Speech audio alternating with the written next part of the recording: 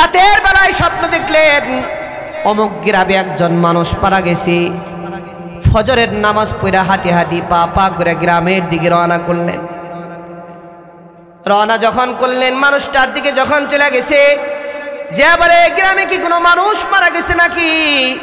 ডাক দেয়া বলেন, হ্যাঁ, কিছুক্ষণ পর তার জানাজা হয়ে যাবে। কিছুক্ষণ পরে তার জানাজা হয়ে গেল, দাফন কাফন শেষ করলো। কারি তৈয়ব সাহেব রহমাতুল্লাহি আলাইহি ডাক দেয়া বলেন, যে মারা গেল তার বাড়িটা কোন জায়গায় একটু দেখায় দিবেন। ও যে তার বাড়ি, যান ওখানে চলে যান।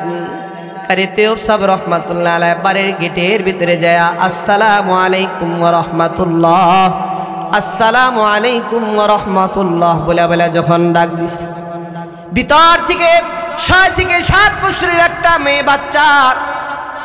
মেয়ে বাচ্চা সালামের জবাব দিছেন।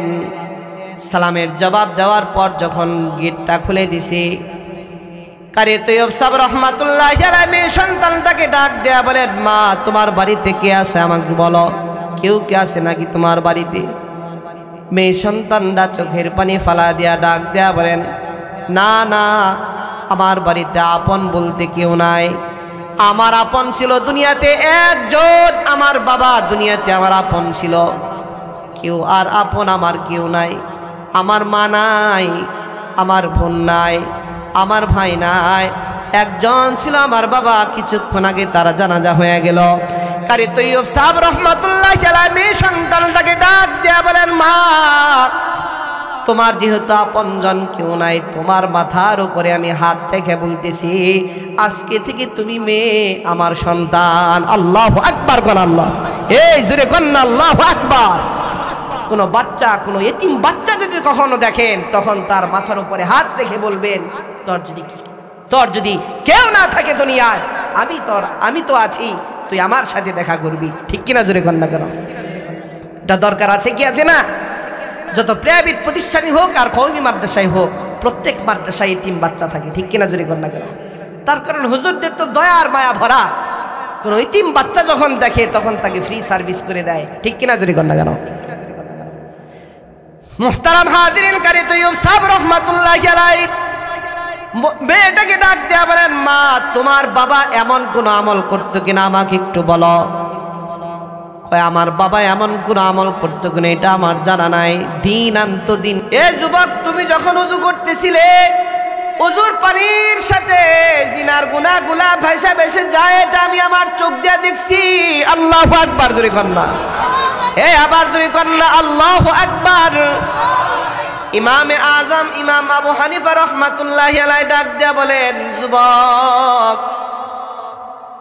তুমি যখন ওযু করতেছিলে, ওযুর পানির সাথে জিনার গুনাহগুলা ভাইসা যায়। যখন চুরি করছো, চুরির ওযু করতেছিলে, ওযুর পানির সাথে চুরির গুনাহগুলা ভাইসা ভাইসা যায়। এটা আবু হানিফা রহমাতুল্লাহি আলাইহি দেখছেন। আল্লাহর রাসূলের উপরে রহমত পড়তেছেন।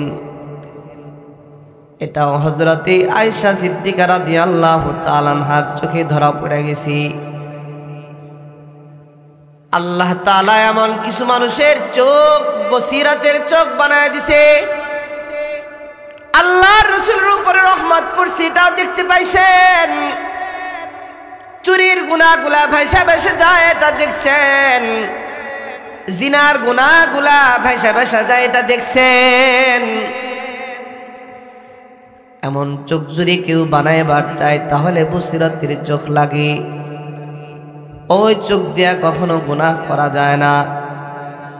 এমন জবানের দাম যদি কেউ বানাইবার চায়, ওই জবান দিয়া কেউ গুনাহ করা যায় না। এমন কানের দাম যদি আল্লাহ তাআলার কাছে বানাইবার চায়, ওই কান দিয়া গুনাহ করা যায় না। এমন দিলের দাম যদি আল্লাহ তাআলার কাছে বাড়াইবার চায়, তাহলে ওই দিল দিয়া কল্পনা খারাপ কিছু করা যায় না।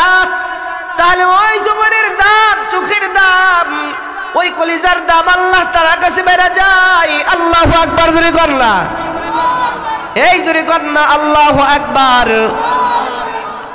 মুহতারাম হাজিরিন, জবানের দাম, চোখের দাম কেমন বাড়ছে।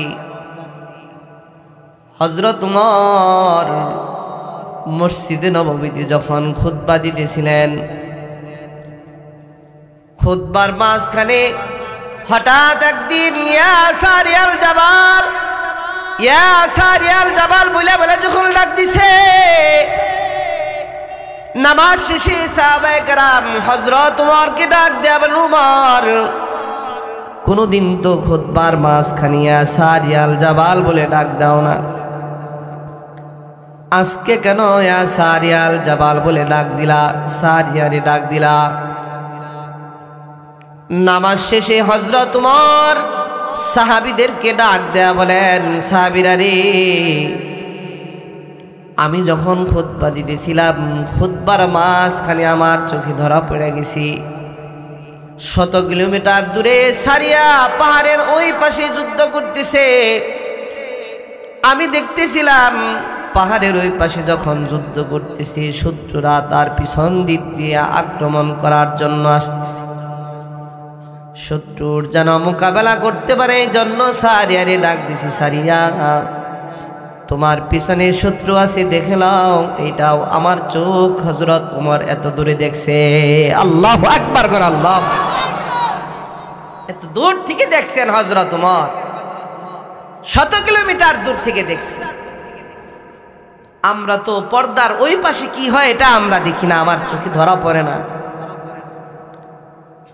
এমন বসিরতের চোখ বানাইতে চাইলে গুনাহ হয় না, গুনাহ করা যায় না।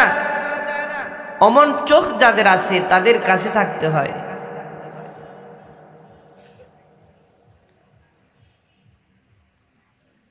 উমরের জিহ্বার দাম কেমন ছিল? উমরের জিহ্বার দাম এমন ছিল, জমিনে বসে বসে যা চিন্তা করি তাই আসমান থেকে ওইভাবে কোরআনের আয়াত নাজিল করে দেয়। এক জায়গায় দুই জায়গায় হয় নাই, একবার দুইবার না, কোরআনে 21 জায়গায় উমরের মেজাজ মতো কোরআনের আয়াত নাজিল করে দিছে। সুবহানাল্লাহ, আয় আরো জোরে কন্যা সুবহানাল্লাহ। তাহলে বলেন না হযরত উমরের জিহ্বার দাম, জমিনে বসে বসে যা চিন্তা করছি তাই আসমান থেকে নাজিল হইছে।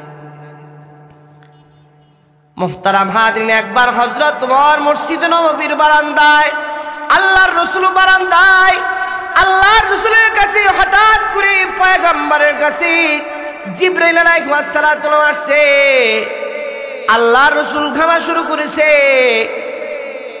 আল্লাহর রাসূল স্বাভাবিক নয়, সুন্দর চেহারার মানুষটা লাল বর্ণ হয়ে গেল। আল্লাহর রাসূলের শরীর কাঁপতেছিল। কিছুক্ষণ পরে যখন আবার স্বাভাবিক হয়ে গেছে, হযরত উমর আল্লাহর রাসূলকে ডাক দেবেন, আল্লাহর রাসূল এই মুহূর্তে কি আপনার কাছে কোনো কোরআনের আয়াত অথবা ওহী নাজিল হইছে? আল্লাহর রাসূল ডাক দেয়া বলেন, উমর এই মুহূর্তে একটা কোরআনের আয়াত আমার কাছে আল্লাহ তাআলা নাজিল করে দিয়েছেন, কিন্তু আয়াতটা তুমি শুনবানি। উমর ডাক দেয়া বলে, আল্লাহর রাসূল আমি একটু শুনবার চাই। আল্লাহর রাসূল তেলাওয়াত করে শুনাইলেন।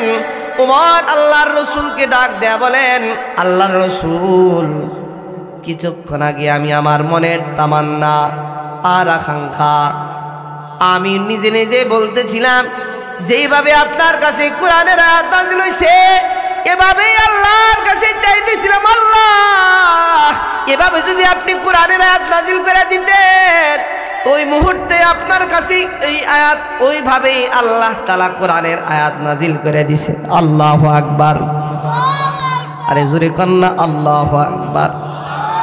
তাহলে বলেন না উমর জমিনে বসে বসে যা চিন্তা করে আসমান থেকে উমরের মেজাজ মতো কোরআনের আয়াত নাযিল করে দিছি। আল্লাহু আকবার কর, আল্লাহ। একবার দুই জায়গায় নাই, এক জায়গায় দুই জায়গায় নয়, কোরআনের 21 জায়গায় কোরআনের আয়াত উমরের মেজাজ মতো আল্লাহ তাআলা নাযিল করছে। এমন জিহ্বার দাম হচ্ছে। আরেকটা কথা বলে আমার বয়ানে চলে যাব। আপনারা হাসানে বসরি রহমতুল্লাহ আলাইহির নাম শুনছেন? জগৎ বিখ্যাত একজন আল্লাহর ওলি ছিলেন।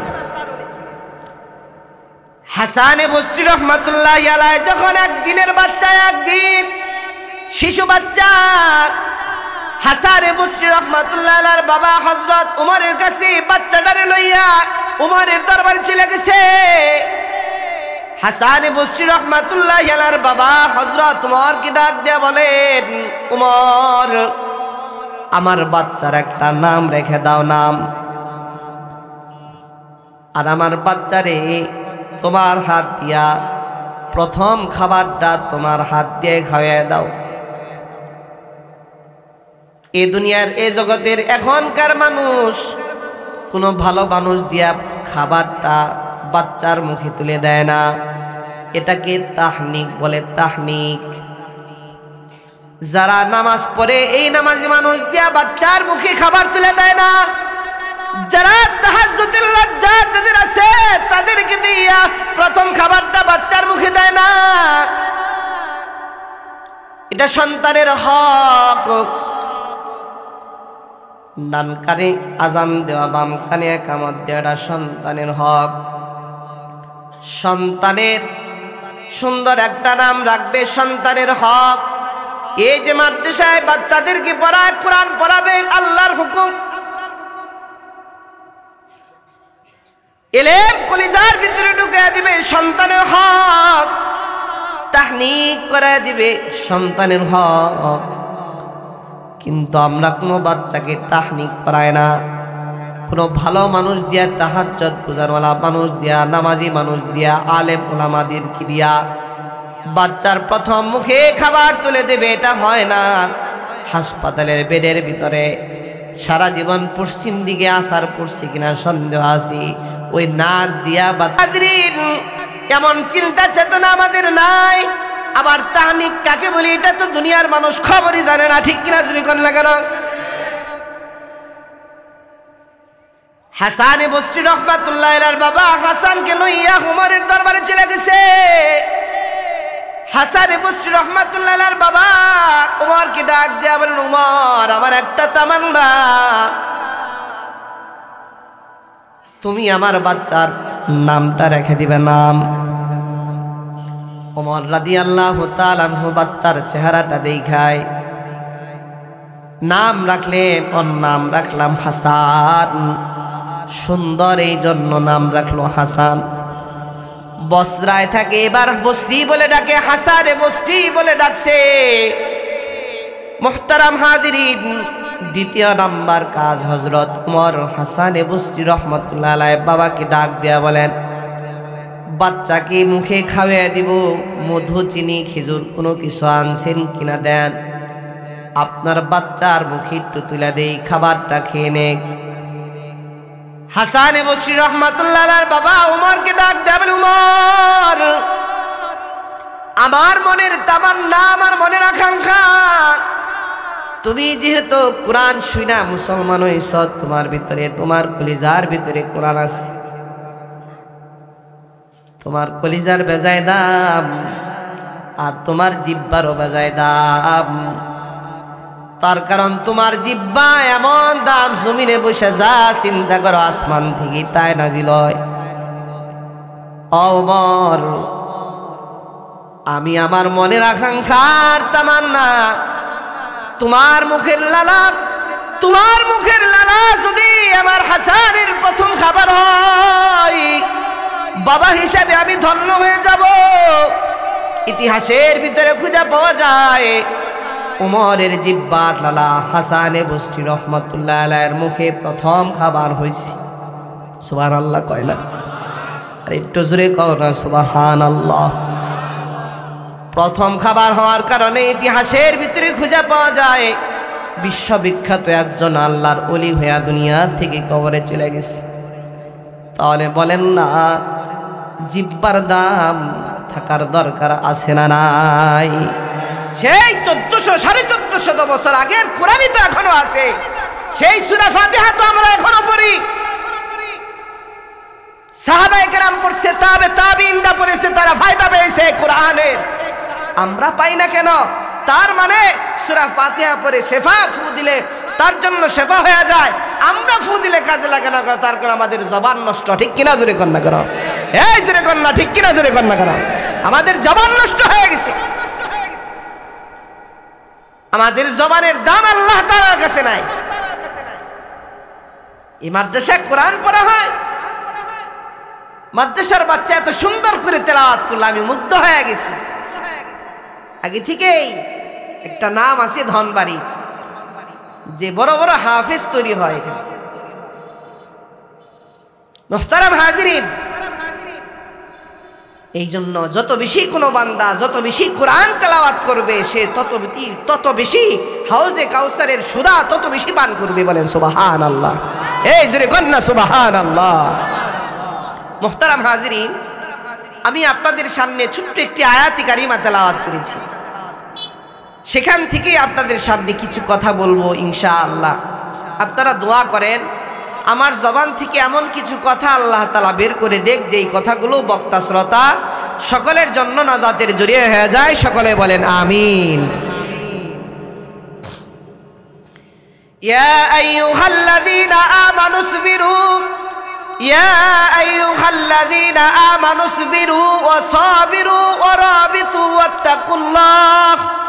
ওয়াত্তাকুল্লাহা লাআল্লাকুম তুফলিহুন। আল্লাহু আকবার। জোরে কন্যা আল্লাহ তাআলা ডাক দেয়া বলেন ইয়া আইয়ুহাল্লাযীনা আমানুসবিরু। আল্লাহ তাআলা এই ধনবাড়ির মানুষদেরকে ডাক দেয়া বলেন হে ঈমানদারেরা। ঈমানদারদার বলে আল্লাহ তাআলা আপনাদেরকে সম্বোধন করেছেন। আল্লাহ তাআলা মুমিনদেরকে ডাকছেন, ঈমানদারদেরকে ডাকছেন। ঈমানদারদেরকে আল্লাহ তাআলা ডাইকা বলেন ১ নাম্বার ইসবিরু, সবর করো। ১ নাম্বার ইসবিরু, সবর করো। ২ নাম্বার মুসাবারা করো। ৩ নাম্বার মুরাবাতা করো। ৪ নাম্বার আত্তাকুল্লাহ, আল্লাহকে ভয় করো। এই ৪টা গুণ যদি কোনো মুমিনের কলিজার ভিতরে রয়ে যায়, আল্লাহ তাআলা ডাক দেয়া বলেন লাআল্লাকুম তুফলিহুন, সে সফলতা অর্জন করবে। বলেন সুবহানাল্লাহ। তাফসিরে নূরুল কুরআন, তাফসিরে মাযহারিতে আল্লামা সানাউল্লাহ পানিপতি রাহমাতুল্লাহ আলাইহি বলেন সফলতা কোন জায়গায়? ফিদ দুনিয়া ওয়াল আখিরাহ। বলে সর্বপ্রথম সে সফলতা অর্জন করবে দুনিয়াতে, তারপরে আখিরাতে। এবার বলেন না 2টা জগৎ ছাড়া আর কোন জগৎ আসেনি? এই জুরি কন্যা, 2টা জগৎ ছাড়া আর জগৎ আছে? একটা মানুষ যদি দুনিয়ার আখিরাতে যদি সফলতা অর্জন করে, আর তার কিচ্ছু লাগে? আর কিচ্ছু তার লাগে না।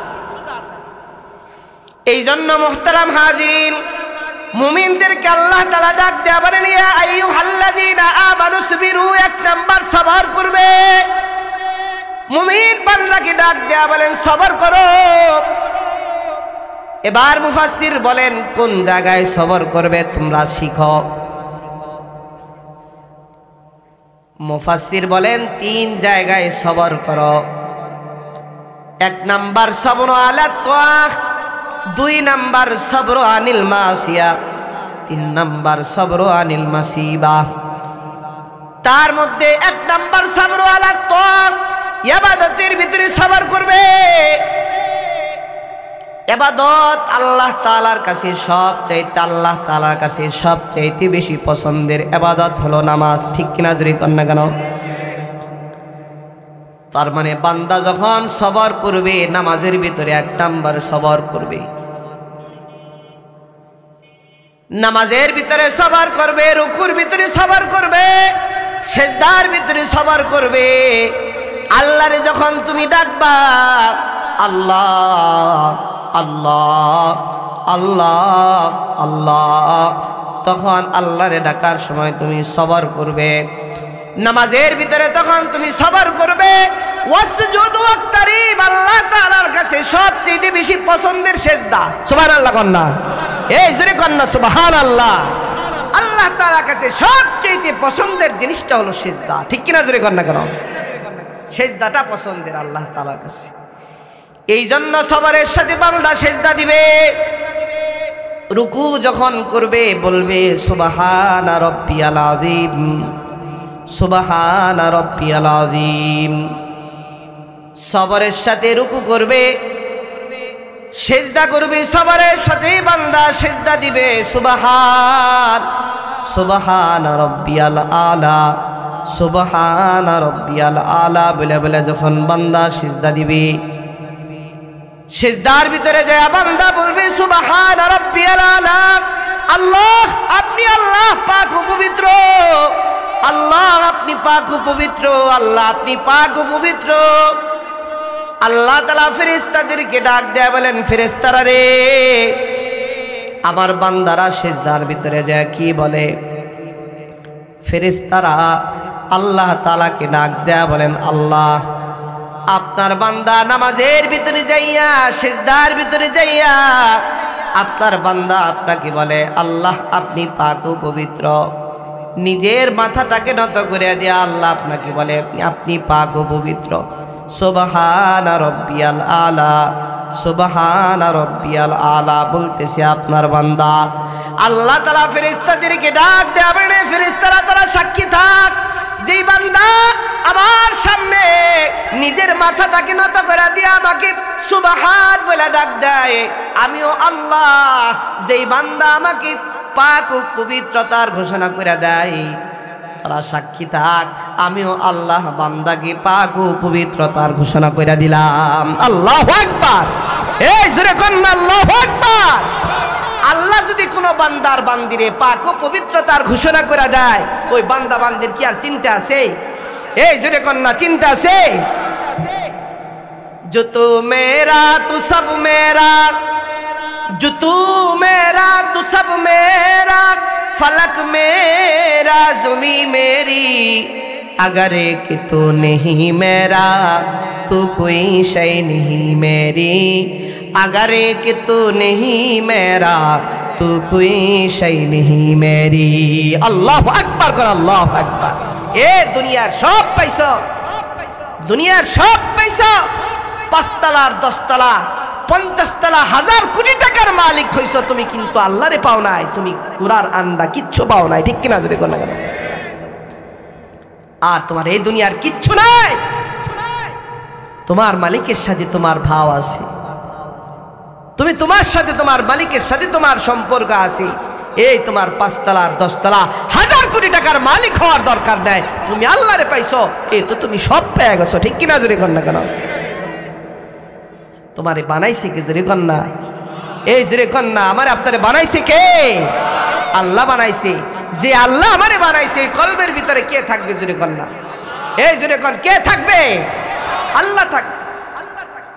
ও দিল দিল নেহি, ও দিল দিল নেহি, जिस दिल में अल्लाह नहीं, ओ गुल गुल नहीं, जिस गुल में वो नहीं, ओ गुल गुल नहीं, जिस गुल में वो नहीं। এই তো ফুল ফুলই না, যে ফুলের ভিতরে গান না পাওয়া যায়, ঠিক কিনা জোরে কর না কেন? ও ফুল তো ফুলই না, যে ফুলের ভিতরে গান না পাওয়া যাবে। ওই দিল তো দিলই না, যে দিলের ভিতরে আল্লাহ না পাওয়া যাবে, ঠিক কিনা জোরে কর না কেন? তো বান্দার সাথে আল্লাহর সাথে ডাইরেক্ট সম্পর্ক হবে। মুহতারাম হাজিরিন, এই জন্য সবর আলা তাআহ, ইবাদতের ভিতরে বান্দা সবর করবে, সিজদার ভিতরে বান্দা সবরের সাথে আল্লাহরে ডাকবে, রুকু যখন করবে সবরের সাথে আল্লাহরে ডাকবে, আল্লাহরে স্মরণ করবে। ফজরের পর, মাগরিবের নামাজের পর, আসরের নামাজের পর তুমি আল্লাহরে স্মরণ করবা, সবরের সাথে তুমি আল্লাহরে স্মরণ করবা। আল্লাহরে যখন তুমি ডাকবা, সবরের সাথে তুমি ডাকো আল্লাহ আল্লাহ আল্লাহ আল্লাহ আল্লাহ আল্লাহ। সবরের সাথে তুমি আল্লাহরে ডাকো।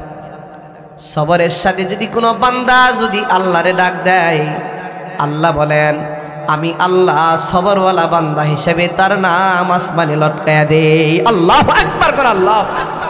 সবরওয়ালা বান্দা হিসেবে আল্লাহ তাআলা তার আসমানে নাম উঠায়া দেয়।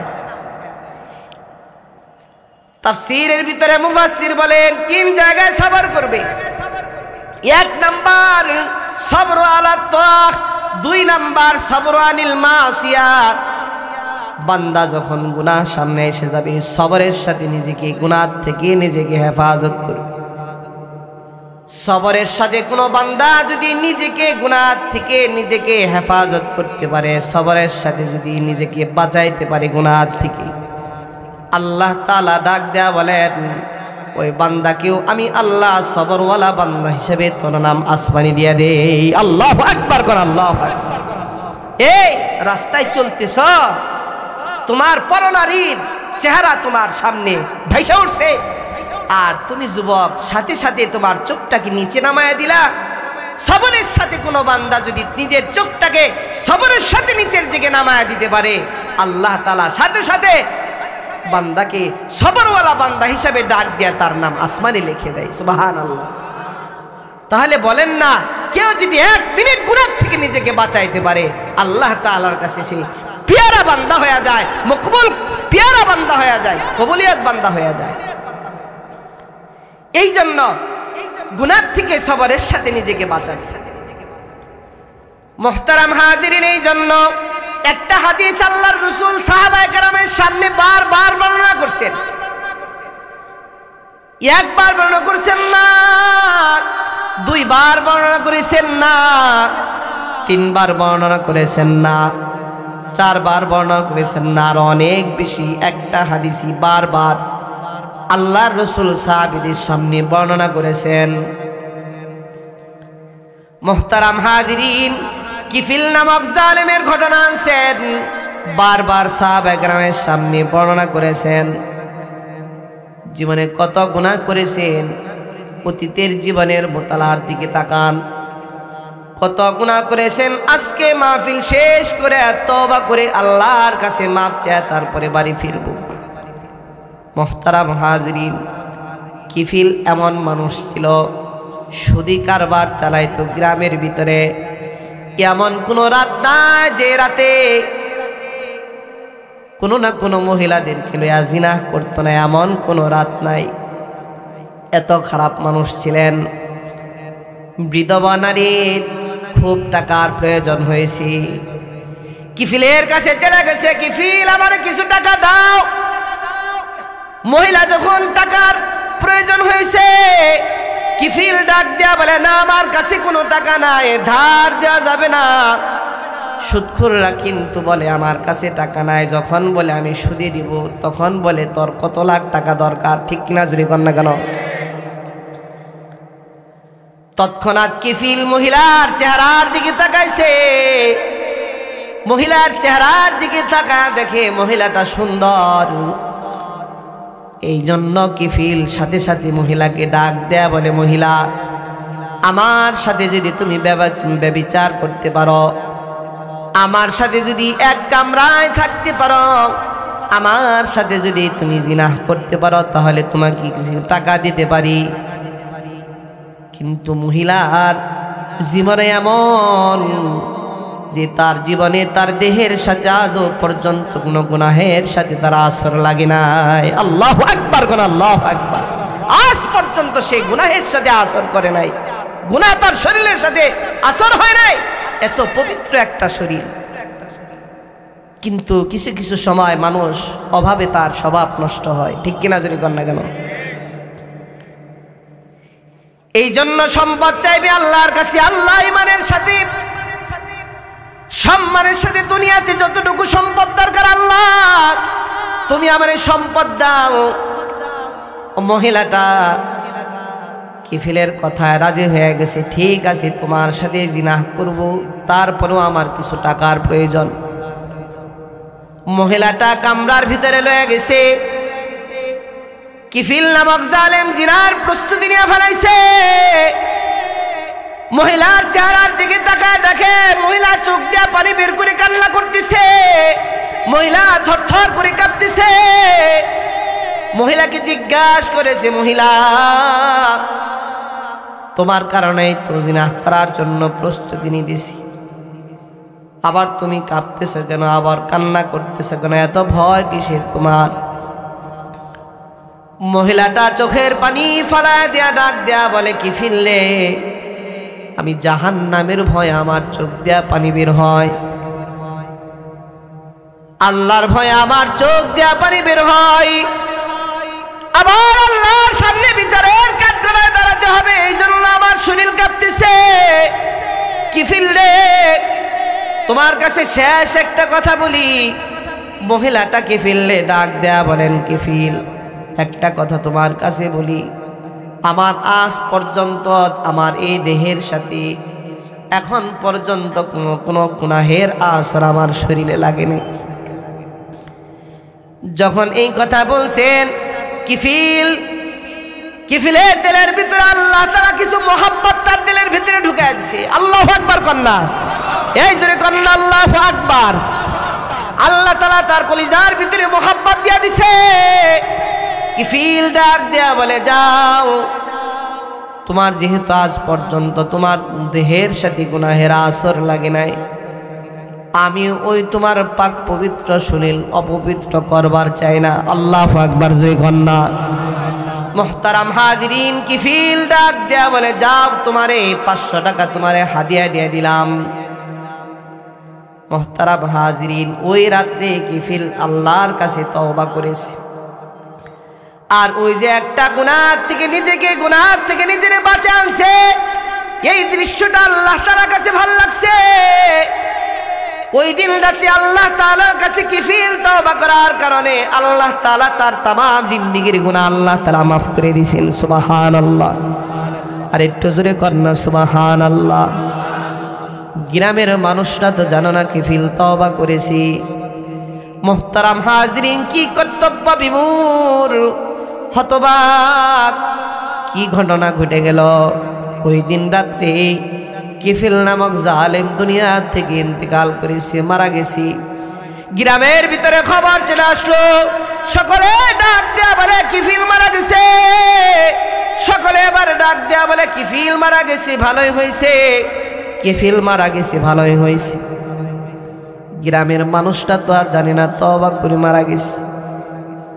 আল্লাহ তাআলা ডাক দেয়া বলেন, এ মানুষেরা, আমার কিফিল রাতের বেলায় আমার কাছে তওবা করেছে, আর ওই যে একটা মহিলার সাথে এমন আচরণ করেছি, গুনাহ থেকে নিজেকে বাঁচায় না, নিজেকে সবরের সাথে গুনাহ থেকে বাঁচাইছে। আল্লাহর কাছে এই জিনিসটা ভালো লাগছে। এই জন্য আল্লাহ তাআলা, গ্রামের মানুষটা তো আর জানে না তওবা করেছে, গ্রামের মানুষদেরকে ডাক দেয়া বলেন, এ বান্দারা, তোরা আমার কিফিলে তোরা গাড়ি দিস না। আল্লাহ তাআলা কিফিলের দরজায় কুদরতিভাবে একটা লেখা টানিয়ে দিছি, কদ গফারাল্লাহু লিল তিফ। হে মানুষেরা, তোরা কিফিলে গালি দিস না, তার কারণ আমি কিফিলের तमाम জিন্দেগীর গুনাহ আমি আল্লাহ মাফ করে দিছি। এই জোরে কন্যা সুবহানাল্লাহ। আর জোরে কন্যা সুবহানাল্লাহ। আল্লাহু আকবার, জোরে কন্যা আল্লাহু আকবার। মুহতারাম হাজিরিন, এই জন্য আল্লাহর কাছে কেউ যদি তওবা করে, 1 মিনিট যদি সবরের সাথে নিজেকে গুনাহ থেকে বাঁচাইতে পারে, আল্লাহ তাআলা ও বান্দাকে ডাক দেয়া বলেন, ও বান্দার নাম সবরের সাথে যদি 1 মিনিট গুনাহ থেকে বাঁচাইতে পারে, তাহলে তার নাম আসমানে তার নাম লটকিয়ে দেওয়া হয়। সুবহানাল্লাহ কন্যা। আর একটু জোরে কন্যা সুবহানাল্লাহ। মোহাব্বতের জিকির করেন, লা ইলাহা ইল্লাল্লাহ।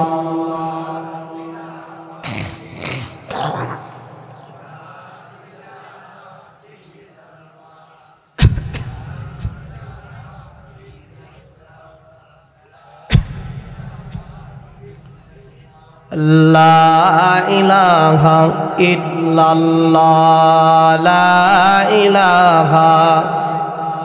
মোহাব্বতে ভাই, একজন মানুষের জবান বন্ধ থাকবে না, আল্লাহকে ডাকেন মোহাব্বতে। একটা ডাক যদি আল্লাহ তাআলার কাছে পছন্দ হয়ে যায়, আল্লাহ তাআলা বলেন, তোর तमाम জিন্দেগীর গুনাহ আমি আল্লাহ মাফ করে দিব। সুবহানাল্লাহ কন্যা। এই জন্য ভাই মোহাব্বতে ডাকেন, লা ইলাহা। মাশাআল্লাহ।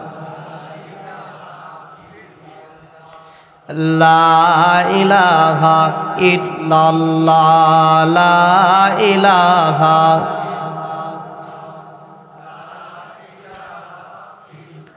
পাহিলে নিরালাই গো নবী, পাহিলে নিরালাই, পাহিলে নিরালাই গো নবী, পাহিলে নিরালাই। 2 কদমে চুমু খাবো, 2 কদমে চুমু খাবো, চরণ ধুলি মাখবো গায়। পাইলে নিরালাই গো নবী, পাহিলে নিরালাই, পাহিলে নিরালাই গো নবী। লা ইলাহা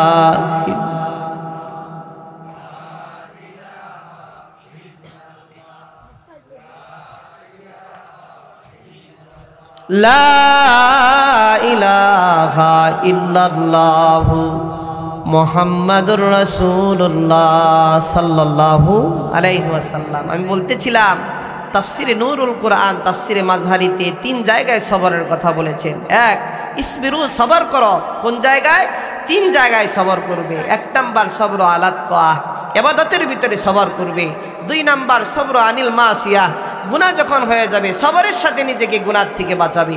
3 নাম্বার সবর আনিল মুসিবা, মুসিবতের সময় আল্লাহর কাছে সবর করবে। যখন মুসিবত আসবে, মুসিবতের সময় যদি কোনো বান্দা সবর করে, আল্লাহ তাআলা ডাক দেয়া বলেন, কেউ যদি সবর করে তাহলে আল্লাহ, আমি আল্লাহ ওর দাম আমি আসমানে তার নাম উঠিয়ে দিই। সুবহানাল্লাহ। তাহলে মুসিবতের সময় সবর করবেন কে? এই মুসিবতের সময় সবর করার দরকার আছে না নাই? মুহতারাম হাজিরিন, বেলাল হাফসি যখন সবর করেছেন, জিব্বার ভিতরে পেরাক মারছে, তারপরেও বেলাল সবর করেছে। বুকের উপরে পাথর মারছে, তারপরেও বেলাল সবর করেছে। 2 পায়ে রশি লাগায়া বালুর উপরে ছাছরাইছে, তারপরেও বেলাল সবর করেছে। উত্তপ্ত বালুর উপরে চিৎ করে বেলাল শুয়াইছে, তারপরেও বেলাল সবর ভাঙে নাই, সবর করেছে। মানুষেরা বেলালকে ডাক দেয়া বলেন, বেলাল তোমারে যে তোমারে, তারপরেও তুমি আহাদ আহাদ বলা ছাড়ো না। আল্লাহরে ডাকো, আল্লাহরে ডাকো, বারবার আহাদ আহাদ বলো। তুমি কি একটু আস্তে আস্তে বলতে পারো না যেন ওরা তোমার একটু কপ মের দেয়? বেলাল ডাক দেয়া বলেন, যখন আমি আল্লাহ আল্লাহ আল্লাহ বলে বলে যখন ডাকি, আমি ডাকের ভিতরে এত মজা পাওয়া যায়, আমার দেহের যন্ত্রণাও তখন আমার শরীর থেকে চলে যায়। আল্লাহু আকবার করে, আল্লাহ, আমার দেহের যন্ত্রণা হয় না। আমি যখন আল্লাহরে ডাকি তখন আমার দেহের যন্ত্রণা হয় না, দেহের থেকে আমার যন্ত্রণা চলে যায়। এই জন্য আমি আল্লাহরে মহব্বতে ডাকি। আস্তে ডাকুন কে, আমি জোরে জোরে আল্লাহরে ডাকি। আল্লাহু আকবার করলা। মুহতারাম হাজিরিন, এই জন্য বেলালের এত দামি হয়েছি, বেলালের এত দামি বানায় দিছি।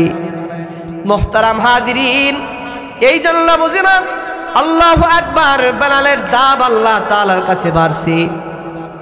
আমাদের যারা বপরুর যারা ছিল, উলাইকা আবা হুসাইন আহমদ মাদানী মালটার দিবে বন্দি আছে, জেলখানার ভিতরে হাফ প্যান্ট পরে রাখছে, হুজুর পানি পর্যন্ত দেয় না। এই জায়গাও হুসাইন আহমদ মাদানী সবর করেছে। কেমন সবর করছে? এতদিন জেলখানার ভিতরে রাখছে, আপন জন দুনিয়া থেকে চলে গেছে, চিঠি পাঠাইছেন। চিঠিটা খুলে দেখছে অমুক জন মারা গেছে। হুসাইন আহমদ মাদানী চিঠিটা খুলে দেখি, চিঠিটা বালিশের নিচ দিয়ে রেখে দিছে। আর একটা চিঠি গেছে, আপন জন মারা গেছে, আবার বালিশের নিচ দিয়ে রেখে দিছে। আবার আপন জনের মারা যাওয়ার সংবাদ আসছে। হুসাইন আহমদ মাদানী বালিশের নিচ দিয়ে চিঠি রেখে দিছে। 21টা চিঠি গেছে মালটার দিবে। 21টা চিঠিতে আপন জনের মৃত্যুর খবর 21টা চলে গেছে। তারপরে হুসাইন আহমদ মাদানী সবর ভাঙে নাই। 21টা চিঠির পরে হুসাইন আহমদ মাদানী কলম আর খাতা লইয়া বসে গেছে। কলম আর খাতা লইয়া হুসাইন আহমদ মাদানী বসে পড়ছে জেলখানার ভিতরে। সাথী বেড়ে ভাবছে, আজকে মনে হয় হুসাইন আহমদ মাদানী বাড়ির দিকে একটা চিঠি লিখবেন। 21টা চিঠি পাওয়ার পরে মনে হয় এবার আজকে বাড়ির দিকে চিঠি লাগবেন। হুসাইন আহমদ মাদানী বাড়ির দিকে নয়, চিঠি লিখছে বসছে, কিন্তু বাড়ির দিকে না। হুসাইন আহমদ মাদানী মালটার দ্বীপ থেকে আরশে আজিমে আল্লাহর কাছে চিঠি লিখতেছে। আল্লাহু আকবার করে, আল্লাহু আকবার। এত সবর করছেন, হাপ্পান পরে রাখছে, পানি পর্যন্ত দেয় নাই, সবর ভাঙে নাই। হুসাইন আহমদ মাদানী রে দাড়ি কাটার জন্য আসছে, বুকটা খুলে দিছেন। ইংরেজদেরকে বলছে, আমার কলিজাটা ভাগ করে নিয়ে যা, কিন্তু আমার সুন্নতের উপর আঘাত করিস না। আল্লাহু আকবার করে, আল্লাহু আকবার। সবর করেছেন। মুহতারাম হাজিরিন, হুসাইন আহমদ মাদানীর কামরার ভিতরে সাপ ঢুকে দিয়েছে, যেন কামরা হুসাইন আহমদ মাদানীর হুসাইন আহমদ মাদানী আল্লাহর নামের জিকির করে, আর আরেক কোনায় সাপ আল্লাহ আল্লাহ নামের জিকির করে। সুবহানাল্লাহ কন্যা, আর একটু জোরে কন্যা সুবহানাল্লাহ। কেমন দাম হয়েছে, কেমন নবীর আশিক ছিলেন, কেমন নবীর আশিক। মদিনায় ঘুরছে, মদিনার একটা বিড়াল যদি রাস্তায় হেঁটে যেত, হুসাইন আহমদ মাদানী দাঁড়ায় যেতেন, বলতে আপনি বিড়াল দেখে দাঁড়ায় গেলেন কেন? কারণ মদিনার বিড়াল তো, এই জন্য আমি মদিনার বিড়ালের সম্মান করলাম। কেমন নবীর প্রেম কলিজার ভিতরে আছে, আর আমরা কেমনে কলিজার ভিতরে আমরা আঘাত দিই। রসুলের কলিজার ভিতরে কেমনে ছুরি চালায়, কেমনে ব্লেড চালায়। রসুলের সুন্নাত গুলা থুত্তার ভিতরে ওঠে না।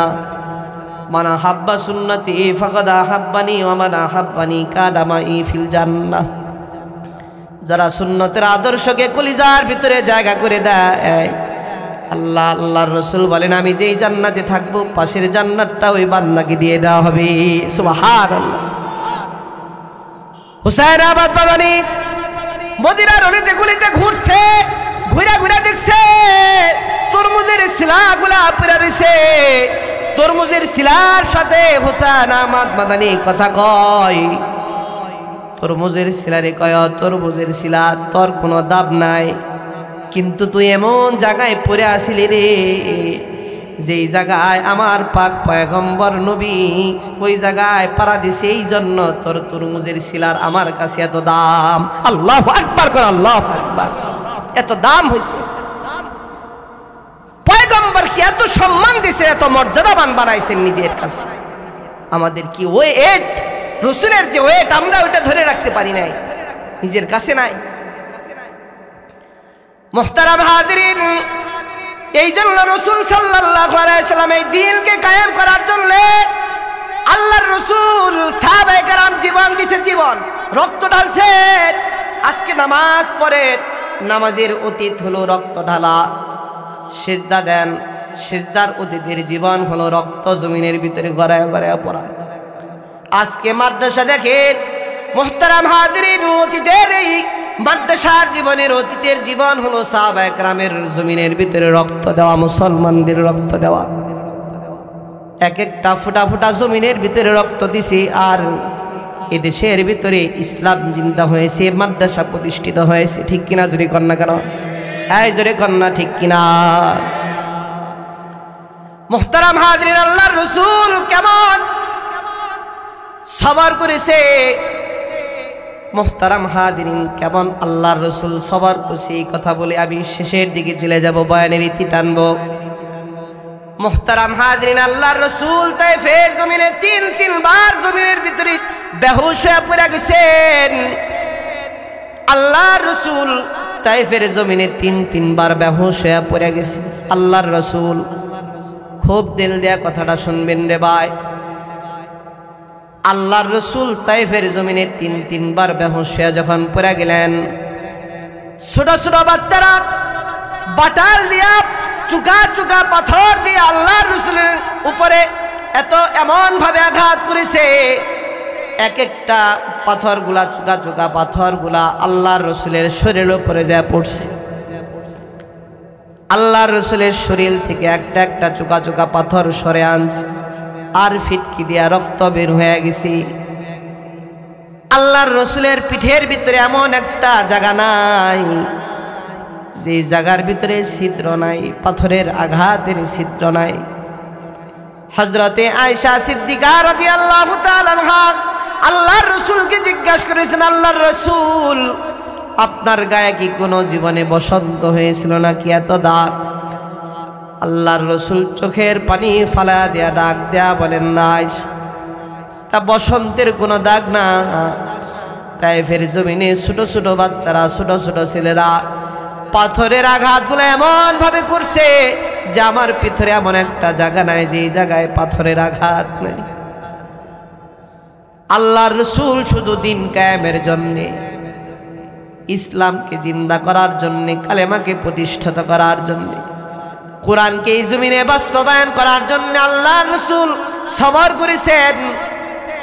মানুষের আঘাত খেয়েছেন, মানুষের চর খেয়েছেন, মানুষ তারে থতো নিক্ষেপ করেছে, কিন্তু তারপরেও আল্লাহর রসুল সবর ভাঙে নাই। মুহতারাম হাজরিন, আল্লাহর রসুল রক্তাক্ত অবস্থায় জমিনের ভিতরে বেহুশ হয়ে পড়ে যায়। বেহুশ হয়ে যখন পড়ে গেলেন, একটা কাফিরের আল্লাহর রসুল দেখা মায়া হইতেছে যে কে আসো, আমার একটু মোহাম্মদ একটু পানি দাও, একটু পানি। আল্লাহর রসুল রে একটা কাফির যে আল্লাহর রসুলের মুখের ভিতরে একটু পানি দিছে, আল্লাহর রসুলের হুশ আসছে, ফিরে আসছে। ফিরা বৈশা ডাক দেয়া বলে, কে তুমি? কোথায় তোমার বাড়ি? কোথায় তোমার স্থান? কাফির আল্লাহর রসুলকে ডাক দেয়া বলেন, আল্লাহর রসুল আমার বাড়ি হলো সেই নেনুয়া। আল্লাহর রসুল ডাক দেয়া বলেন, কোথায় নেনুয়া আর কোথায় তায়েফ? কোথায় নেনুয়া আর কোথায় তায়েফ? এত দূর থেকে তুমি আসছো? আল্লাহর রসুল ডাক দেয়া বলেন, কোথায় নেনুয়া আর কোথায় তায়েফ জানো? তার কারণ এই তায়েফ থেকে আমার বাড়ি হলো নেনুয়া, সেই নেনুয়া থেকে আসছি। আল্লাহর রসুল ডাক দেয়া বলেন, নেনুয়া তো আমার ভাই, আমার পয়গম্বর ইউনুস পয়গম্বরের বাড়ি। আল্লাহু আকবার কর, আল্লাহু আকবার। আমার ভাই ইউনুস পয়গম্বরের বাড়ি হইল সেই নেনুয়া। ভাই বসেন, এলোমেলো তো বাজিয়া ফেলাইছেন, বসেন বসেন, ছবি পরে তুলেননি, বসেন।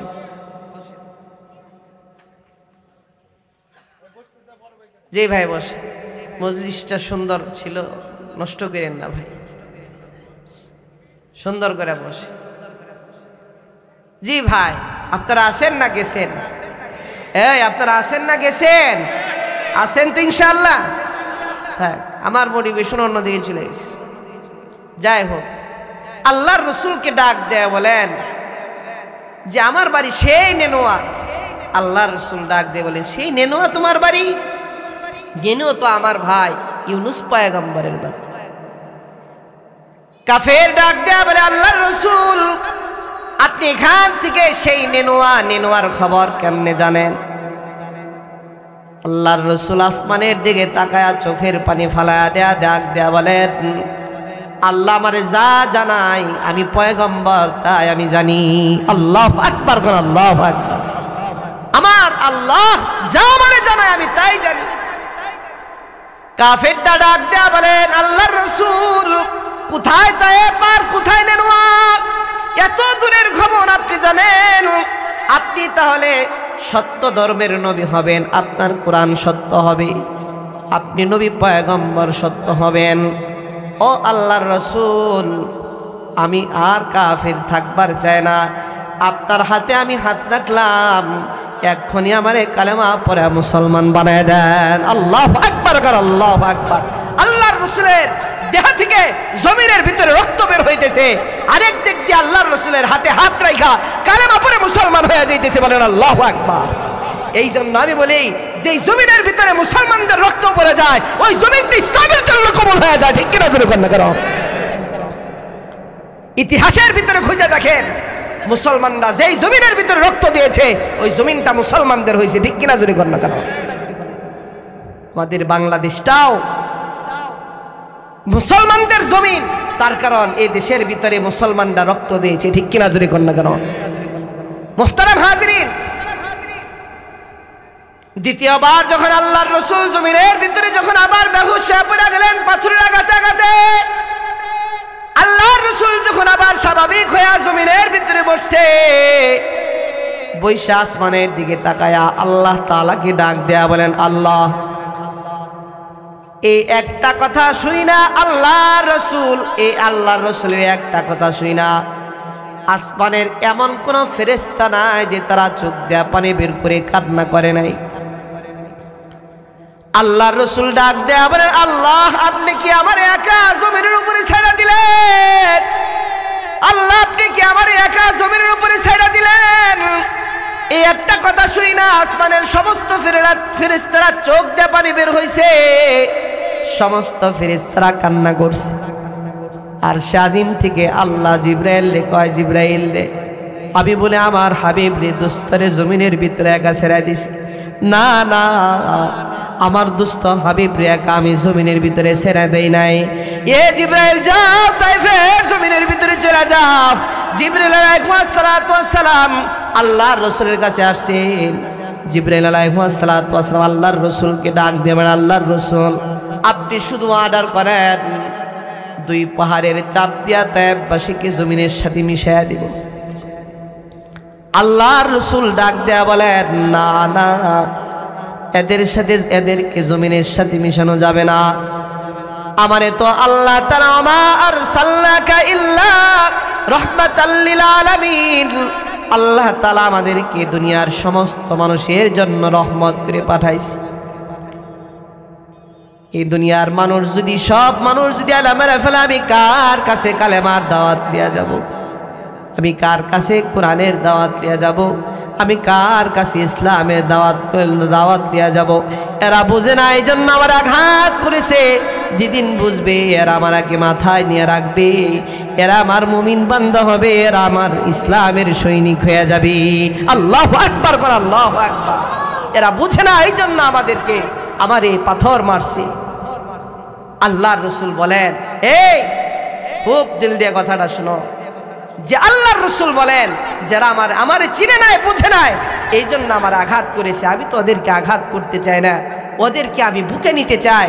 ইন্নাল উলামা ওয়ারাসাতুল আম্বিয়া, এই দেশের উলামায়ে কেরাম চায় আপনারা যারা যাদেরকে গালি দেন, যাদেরকে বকা দেন, যাদেরকে জেলখানার ভিতরে আটকে রাখেন, এরাও আপনাদেরকে উক্ত গালি দেয় না, বদদুয়া দেয় না, আপনাদেরকে সাথে নিয়ে জান্নাতে যাইবার চায়। ঠিক কিনা জোরে কোন না কেন? এরা ওয়ারাসাতুল আম্বিয়া, ইন্নাল উলামা ওয়ারাসাতুল আম্বিয়া। মুহতারাম হাজিরিন, যারা আপনারা গালি দেন তাদেরগুলো এই উলামায়ে কেরাম জান্নাতে যাইবার চায়। এই জন্য আল্লাহর রাসূলের একটা মাদ্রাসাকে মহব্বত করার দরকার আছে না নাই? এই জোরে কল্লা দরকার আছে না নাই? মহব্বত করার দরকার। এই ছোট ছোট বাচ্চার কলিজার ভিতরে পুরাণ আছে। মুহতারাম হাজিরিন, এই মাদ্রাসাকে যারা মহব্বত করবে, এই কোরআনকে যারা মহব্বত করবে, তাদের সম্পর্ক আল্লাহর রাসূলের সাথে সম্পর্ক হবে। সুবহানাল্লাহ কন্যা, আর জোরে কন্যা সুবহানাল্লাহ। মুহতারাম হাজিরিন, এই দেশের ভিতরে, এই দেশের এশিয়া মহাদেশের ভিতরে ইংরেজরা চাইছিল এই দেশের ভিতরে যেন কোরআন প্রতিষ্ঠিত না হয়। ঠিক কিনা জোরে কন্যা কেন? এই সবাই জবান খুলে বলবেন, ঠিক কিনা জোরে কন্যা কেন? ইংরেজরা চাইছিল এই দেশের ভিতরে যেন মুসলমানদের কলিজার ভিতরে যেন কোরআন না থাকে। মুসলমানদের ভিতরে কলিজার ভিতরে যদি কোরআন থাকে, তাহলে এদেরকে আর বেঈমান বানানো যাবে না। তারপর কোরআন যদি থাকে, তারা ঈমান আস্তে আস্তে তার বৃদ্ধি হবে, আল্লাহর সাথে তার সম্পর্ক হবে, নবী পয়গম্বরের সাথে সম্পর্ক হবে। এদেরকে কিভাবে দেখো কোরআন থেকে বিচ্ছিন্ন করা যায়? ঠিক কিনা জোরে কন্যা কেন? কিন্তু এই দেশের মানুষদেরকে কোরআন থেকে বিচ্ছিন্ন করা যায় নাই। ইংরেজরা চাইছিল, এই জন্য ইংরেজরা এই দেশে আইসা, এশিয়া মহাদেশে আইসা কিছু লোক ভাড়াটা তাদেরকে ফিট করছিল। লাইব্রেরি থেকে, দোকান থেকে ক্রয় করে কোরআন শরীফ একত্র করে রাতের বেলায় জ্বালায় দিত। কি করতো জোরে বলেন? রাতের বেলায় কোরআন শরীফ জ্বালায় দিত, যেন এই দেশের, এশিয়া মহাদেশের ভিতরে কোনো মানুষ যেন কোরআন না পায়। প্রতিদিন ইংরেজরা বিভিন্ন লাইব্রেরি থেকে কোরআন শরীফ কুড়ায় না, রাতের বেলায় প্রতিদিন কোরআন শরীফগুলা জ্বালায় দিত। একদিন হঠাৎ করে একজন হাফেজ সাহেব হুজুর দেখলেন এই ইংরেজটা প্রতিদিন কোথা থেকে যেন কোরআন শরীফগুলা ক্রয় করে নিয়ে আসি, আর রাতের বেলায় প্রতিদিন কোরআন শরীফগুলা জ্বালায় দেয়। মুহতারাম হাজিরিন, এবার ওই ইংরেজরা হাফেজ সাহেব হুজুর দাওয়াত দিলেন, আমার মাদ্রাসায় আপনার দাওয়াত চলেন যায়। এবার মাদ্রাসার ভিতরে যখন আসছি, মাদ্রাসার ভিতরে যাই হাফেজ সাহেব হুজুর 10 বছরের একটা বাচ্চারে দাঁড়া করায় দিছে। সুবহানাল্লাহ কন্যা, আর একটু জোরে কন্যা সুবহানাল্লাহ। 10 বছরের বাচ্চার একটা দাঁড়া করায় দিছে, ইংরেজদের পাশে বসায় দিছে। হাফেজ সাহেব ছাত্রকে ডাক দেয়া বলে, ছাত্র, কলিজার ছাত্র, 10 বছরের বাচ্চারে ডাক দেয়া বলে সূরা ফাতিহা থেকে শুরু করো। সূরা ফাতিহা থেকে দুপুর পর্যন্ত সূরা নাস পর্যন্ত তেলাওয়াত করে শুনিয়ে দিছি। সুবহানাল্লাহ কন্যা, আর একটু জোরে কন্যা সুবহানাল্লাহ। এর ভিতরে কখন যেন ইংরেজের দিলটা আল্লাহ তাআলা পরিবর্তন করে দিছে, আল্লাহ তাআলা হালাত পাল্টে দিছে। সূরা নাস শেষ হওয়ার আগেই হাফেজ সাহেবকে ডাক দেয়া বলেন, হাফেজ সাহেব, এতদিন আমি ইংরেজ হিসেবে ছিলাম, আজকে থেকে আমি কোরআনের ভক্ত হয়ে গেলাম, মুসলমান হইবার চাই। বলেন সুবহানাল্লাহ, মুসলমান হইবার চাই। হাফেজ সাহেব ডাক দিয়া বলেন, আপনি এতদিন কি পুরাইছেন? তাই কোরআন পুরাইছি। হাফেজ সাহেব ডাক দেয়া বলেন, কাগজের পৃষ্ঠা ছিঁড়ে ফেলানো যায়। ঠিক কিনা জোরে কন্যা কেন? এই ঠিক কিনা জোরে কন্যা? হাফেজ সাহেব ডাক দেয়া বলেন, কাগজের পৃষ্ঠা ছিঁড়ে ফেলে যায়। এই বাচ্চার 10 বছরের বাচ্চার ভিতরে যে একটা কোরআন আছে, এই কোরআন পুরাইবেন কেমন? আমাকে আপনি একটু জবাব দেন। আল্লাহু আকবার জোরে কন্যা। মুহতারাম হাজিরিন, কাগজের পৃষ্ঠা যদি ছিঁড়ে ফেলতে পারেন, ধর্মের মানুষেরা, কাগজের পৃষ্ঠা ছিঁড়ে ফেলানো যায়। ইংরেজরা চেয়েছিল দেশের ভিতরে যেন কোরআন যেন না থাকে, কিন্তু আল্লাহ তাআলা দুইভাবে এই দুনিয়ার ভিতরে কোরআন হেফাজত করতেছে। এক, কাগজের পৃষ্ঠার উপরে লেখা।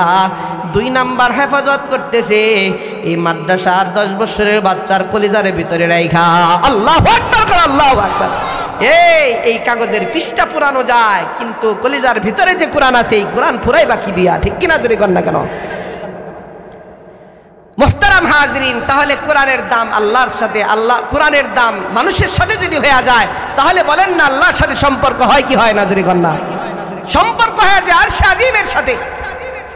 আপনাদের কাছে একটা তথ্য দেই আমি। মুহতারাম হাজিরিন, এই দুনিয়াতে যেমন 2 ভাবে কোরআন হেফাজত করতেছে। 1, কাগজের পৃষ্ঠার উপরে লেখা। 2, বাচ্চার সিনার ভিতরে লেখা। আখিরাতেও 2 ভাবে কোরআন হেফাজত করতেছে। 1, লোহে মাহফুজে আল্লাহ তাআলা পুরা কোরআন লিখে রাখছেন।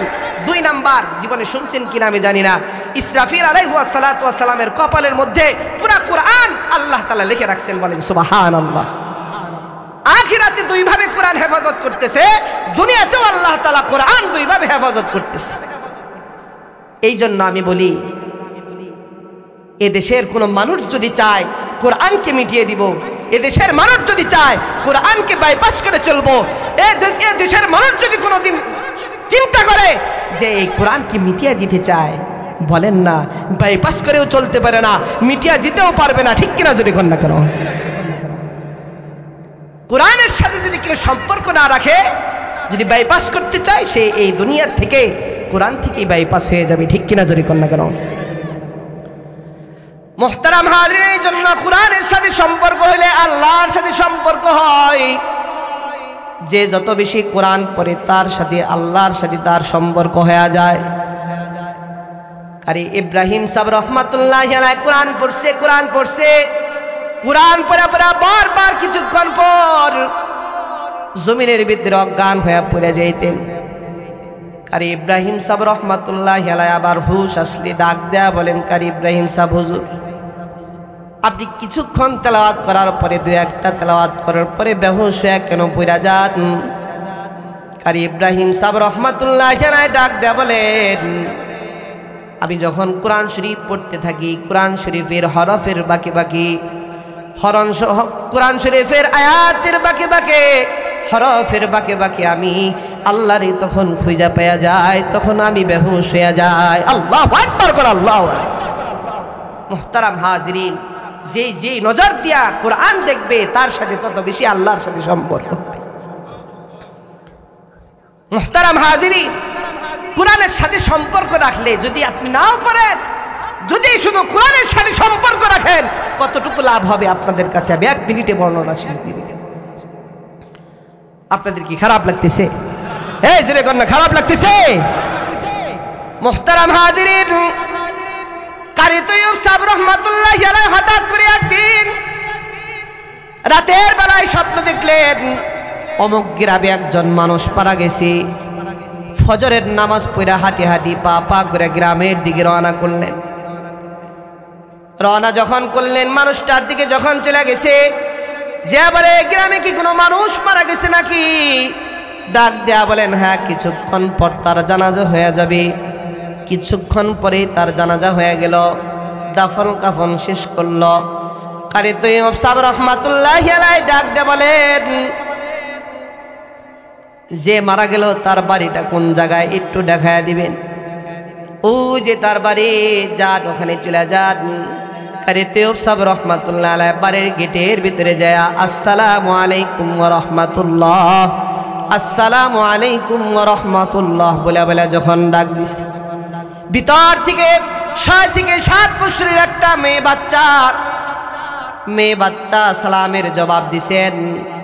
সালামের জবাব দেওয়ার পর যখন গেটটা খুলে দিছে, কারি তৈয়ব সাহেব রহমাতুল্লাহি আলাইহি মেয়ে সন্তানটাকে ডাক দেয়া বলেন, মা তোমার বাড়িতে কে আছে আমাকে বলো, কেউ কে আছে নাকি তোমার বাড়িতে? মেয়ে সন্তানটা চোখের পানি ফালা দিয়া ডাক দেয়া বলেন, না না, আমার বাড়িতে আপন বলতে কেউ নাই। আমার আপন ছিল দুনিয়াতে একজন, আমার বাবা দুনিয়াতে আমার আপন ছিল, কেউ আর আপন আমার কেউ নাই। আমার মা নাই, আমার বোন নাই, আমার ভাই নাই, একজন ছিল আমার বাবা, কিছুক্ষণ আগে তারা জানাজা হয়ে গেল। কারি তৈয়ব সাহেব রহমাতুল্লাহি আলাইহি মেয়ে সন্তানটাকে ডাক দেয়া বলেন, মা তোমার যেহেতু আপনজন কেউ নাই, তোমার মাথার উপরে আমি হাত রেখে বলতেছি, আজকে থেকে তুমি মেয়ে আমার সন্তান। আল্লাহু আকবার কোন আল্লাহ, এই জোরে কোন আল্লাহু আকবার। কোনো বাচ্চা, কোনো এতিম বাচ্চা যদি কখনো দেখেন, তখন তার মাথার উপরে হাত রেখে বলবেন, তোর যদি কেউ না থাকে দুনিয়ায়, আমি তো আছি, তুই আমার সাথে দেখা করবি। ঠিক কিনা জোরে কোন না কেন? এটা দরকার আছে কি আছে না?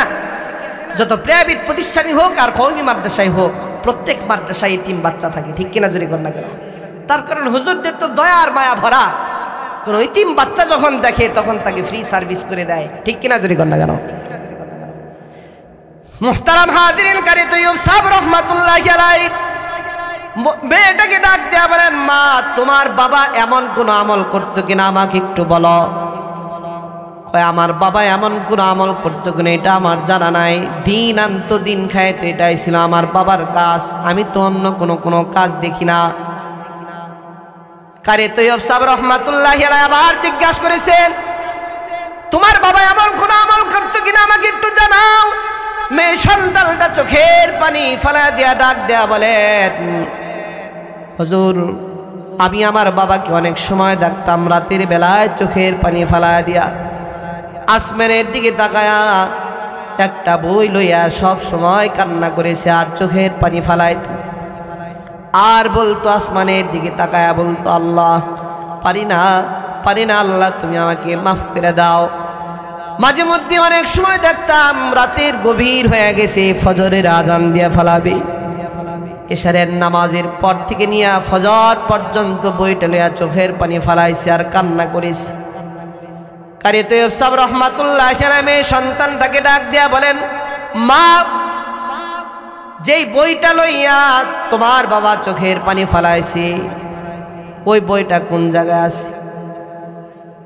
কারি তৈয়ব সাহেব রহমাতুল্লাহি আলাইহি হাতটাকে ধুইরা ঘরের ভিতরে লইয়া গেছে। ঘরের ভিতরে লইয়া যাওয়ার পর ওই যে তাকের উপরে একটা বই দেখা যায়।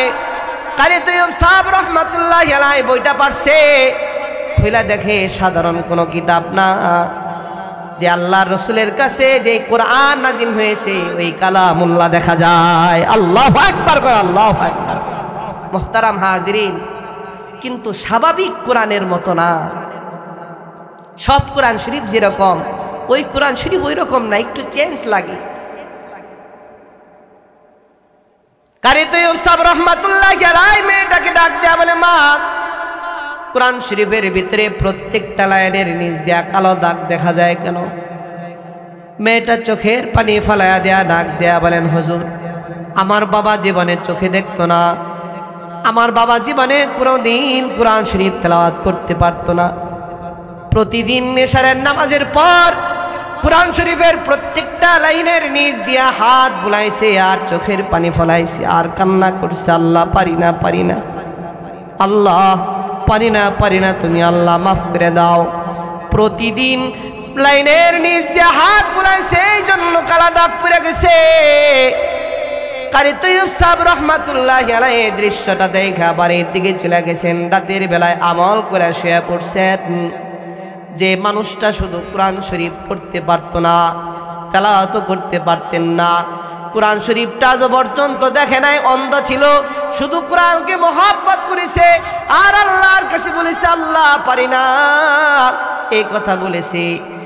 কারি তৈয়ব সাহেব রহমাতুল্লাহি আলাইহি দেখতেছেন ওই মানুষটা জান্নাতের ভিতরে ঘোরাঘুরি করতেছে। আল্লাহু আকবার কোন, আল্লাহু আকবার। শুধু কোরআনকে মহব্বত কইরা, কোরআনের আদর্শকে একটু মাইনা, শুধু কোরআন শরীফ তেলাওয়াত করতে পারতেন না, এই মানুষটা যদি জান্নাতে যেতে পারে, বলেন না আমাদের এই মাদ্রাসায় বাচ্চাদেরকে কোরআনের হাফেজ বানানোর দরকার আছে না নাই?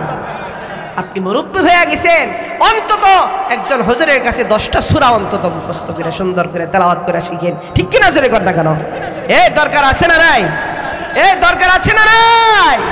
মুহতারাম হাজিরিন, কোরআনের সাথে সম্পর্ক রাখলে আল্লাহর সাথে তার সম্পর্ক হয়ে যায়, ঠিক কি না? জোরে কর না কেন?